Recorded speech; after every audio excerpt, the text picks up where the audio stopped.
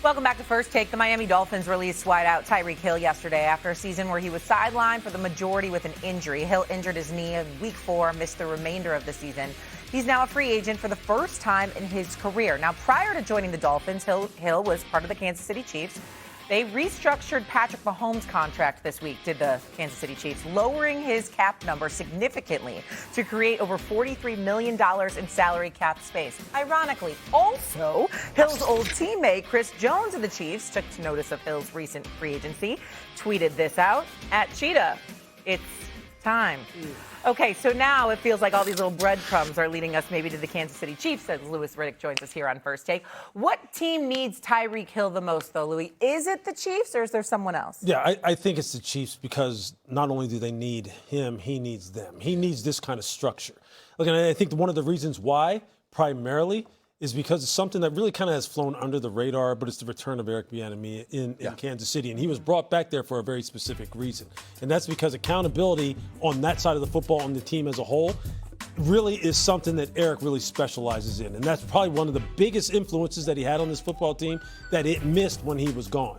And Tyreek in particular, at this point in his career, he's going to be 32 years old, coming off of that horrific injury, on an offense that was just hamstrung in so many different ways last year that really needs a guy like Eric to really get on their rear end and pull out the best of them. That's exactly what Tyreek needs, what this organization needs. And look, on the football field, if he's even 75, 80% of what he was before, that's something that they don't have right now. And look, I know Xavier Worthy has the same kind of straight line speed, but Tyreek is different. Before he got hurt, and I was at the game in Miami, we were calling that game against the Jets when he got that knee injury and that dislocation, which is horrific. Before that game, he was still arguably the scariest one-on-one player in the NFL. If he's 75, 80% of that, you know what that's going to do for Kansas City's offense? I mean, that's something that they will be able to integrate immediately. Eric knows how to use him immediately, and he knows how to relate to him immediately. Patrick knows what he can get out of Tyreek Hill immediately. And remember, this is the last thing I'll say. Brett Veach tried to re-sign him. They didn't just let him walk to Miami. He wanted to go to Miami. They made him a very competitive offer when he left. About a $5 million difference, right? Like anywhere, it was like Kansas City had about 65, 66 million on the table. He had about, Miami offered them 72. But they wanted him back badly, and I'm sure at this point that is something, concerning Patrick's contract restructuring, that's something they have in mind right now. Well, listen, he should never have left Kansas City to begin with because you don't leave the great quarterback, and he went with Tua. And, unless it's just ridiculously different, you got to play with the great quarterback if you're a wide receiver. You're probably right. Now, Rice is good, too. He's good. Yeah. He is. He's good, too. Now, I beat in the outside. I know Knicks isn't great, but Peyton would have fun with him. Rivalry. Why would they want Hill to go to a team in their own division? Buffalo. They need something to help Allen. Brady's the offensive coordinator. Now he's the head coach. That would help, too. So I thought of those two teams. Yeah. But generally speaking, because of familiarity and the enemy, they'll probably end up there in Kansas City. That's the thing at this point. When you're talking about veteran player acquisition, when guys are kind of like really set in their ways, they kind of established a method of doing things in their career. When they change teams at that point, usually, if they've changed multiple teams, the teams that they wind up being the most productive at are teams that they have some kind of common tie to. Like, for instance, when I was in Washington, we signed London Fletcher as a linebacker in free agency. Greg Williams was our defensive coordinator. Greg had coached London in Buffalo. Many people thought London was done. And Greg said, oh, he absolutely is not. He wound up having multiple Pro Bowl years. We had Greg Blosh as our defensive line coach. Philip Daniel was a free agent from Chicago at the time. People thought Philip Daniel was a guy who was on the downside of his career. He had a Pro Bowl type of season with us. That's why in Kansas City, it's a perfect match to me. It is a perfect match. It's a perfect match for a variety of reasons, but one you didn't bring up. It's a perfect match because Tyreek Hill owes them. See, when you left, you talked a little smack. Tua's comparable to Patrick Mahomes, and we gonna do this, and No, you were wrong. You ain't won a playoff game. You won a Super Bowl in Kansas City. You ain't won a damn playoff game since you left. So guess what? When you take your behind back to Kansas City, you need to apologize. First of all, man, that was my bad. I shouldn't have said that. I shouldn't have said that about Patrick Mahomes. I shouldn't have said that about this organization. I know where my bread is buttered. That's number one. But the Cheetah, man, he is the scariest wide receiver in all of football. When healthy, he's electrifying. He's sensational. All right? So it's not just Kansas City. He'd also be a perfect fit for Buffalo because they don't have a number one. The Josh Allen desperately needs one. You better be out there hustling, trying to get him something after the job Bean did. And only in America you could do the job he did and then get promoted. It's unbelievable. It's unbelievable. Okay, the coach gets fired, but you get promoted on the same day the coach is fired because of and the job that he did was in part because of what you gave him to work with. It's unbelievable. But he should be out there trying to get Tyreek Hill. Baltimore is another team that should be trying to get somebody like Tyreek Hill. Obviously, some of these teams, particularly Kansas City, got some cap work to do in order to make it happen. Who knows what Baltimore's situation is? Let me throw this other team out, too. The Chargers. McConkey's a Brad brother. Keenan Allen can ball. I get that part. But if you got somebody like Tyreek to spread the field, imagine what that does for Justin Herbert, particularly when Mike McDaniel as your offensive coordinator, he likes him. who obviously was the head coach for Tyreek Hill these last 3 or 4 years. So all of those things work, but there's no question. There is no better situation for Tyreek Hill than Kansas City because you're familiar with it, you're familiar with the coach, you're familiar with the quarterback, and you're familiar with the offensive coordinator. Most importantly, you should have never left. And also, they're smarting off the fact that they didn't even make the playoffs. They went from the Super Bowl to missing the playoffs. So all of that, you talk about a team that's hungry, that's out to prove something, and Travis Kelce has not officially retired as of yet. This might make him stay. This might make him stay. Because let me tell you something right now. You can't key on Travis Kelce the way that you could if Tyreek Hill is out there better than 80%. You can't do that. And then when you talk about Tyreek Hill, before that was just Tyreek Hill with Travis. Now you would be talking about Tyreek Hill with Rice and Worthy and Travis. Damn. With Patrick Mahomes coming back, Kansas City is clearly the best spot for Tyreek Hill to go to. Here's the kicker for KC, though. See, and I think we had this discussion earlier about whether or not Kansas City should retool or rebuild. Should they tear it down or just add some pieces? I was like, this isn't a tear down type of situation for How sure. about the quarterback? But here's the thing. Here's the thing. This is what I believe will set Kansas City over the top. Look, they have not had a 1,000-yard rusher since Kareem Hunt did it the year before Patrick took over as the number one quarterback. When Alex Smith had made the Pro Bowl, what was that, in 2016, I believe. Patrick took over in 17 or 18, one of those two. If they're able to get their hands on someone like Jeremiah Love from Notre Dame, it's a wrap. Kansas City? Yeah. It's a wrap. If they can have a run game like that, and get Tyreek Hill? Got it. Then you've got see, that's what I'm saying, like the difference between what were they, 11-0 in one-score games the year prior. 2 years ago? Yeah, and then this year it kind of flipped totally around. It is it's a razor's edge, right? Success, failure in the NFL. Fair question for you, and to a lesser degree you. We all know that Andy Reid is great. Andy Reid is a future Hall of Famer. We all know what he brings to the table.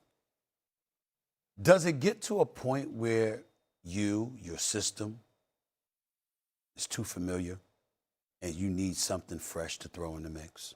Is that possible? I've seen Kansas City's offense struggle at various points over the last 2 years. I'm looking at the play caller.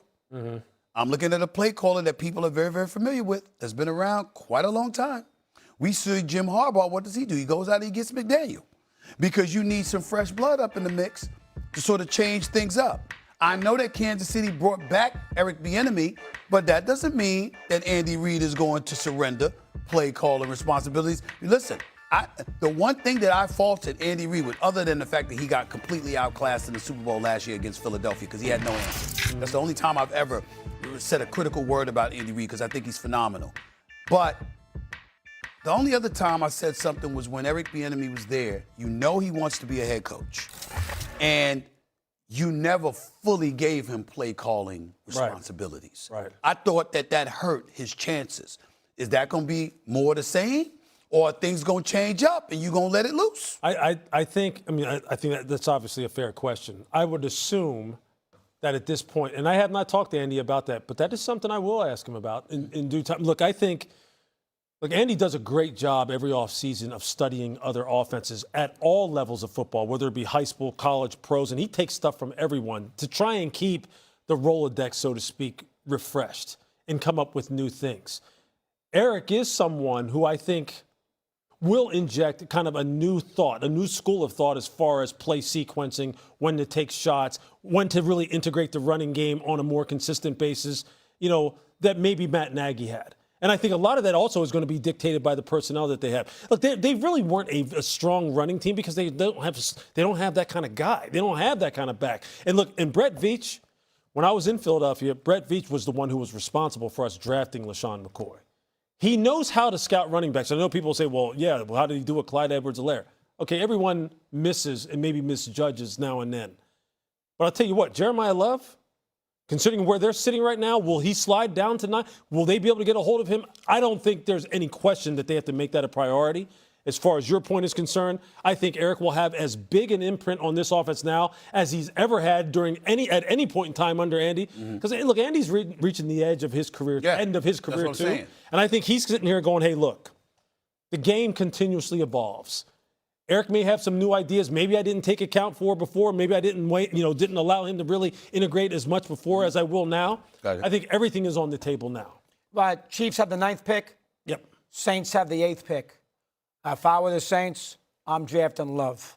Yeah. They have no running back. Kamara's old. They have a good defense. That quarterback's going to be good. They have a receiver in Alave. You talking about Tyler Reddick? Riddick? Yeah. No, you're not talking about Tyler Riddick. Louis Riddick is you. Yeah, sure. He's good. That quarterback's going to be he's damn good. He's real good. Right. You got to get him a running game. That's true. And Love would be great there. No question. Love is going to be good. No You're question. right about that. He's a 1K runner from. I love him. I'm with you on that. Yeah. Listen. The one thing about working for Reed, even if he's not calling the plays, and you can answer this better than me, most of the coaches who get jobs are coaches who the head coach is on one system or another. Yep. McDonough, the defensive coach. Kubiak gets the Raider job. Harbaugh, sort of an offensive coach. Minter gets the Ravens job. Yeah. Nagy can't get a job because he's got to go to the Giants because he's not going to get a job because they think it's Andy Reid's offense. Sure. Right. So that's the situation that you're working with Reid. But here's one thing I want to say. It's important to me that Andy Reid relinquishes play calling ability to Eric Bieniemy. Right. Because not just because of his aspirations of being a head coach, not just because he's been proven to be a champion as a coordinator and what have you. You brought him back, right? But like you said, Andy Reid is fading. I'm not talking about his skill set, his acumen. I'm not talking about that. I'm talking about you've been around a long time. Yep. Your days are numbered.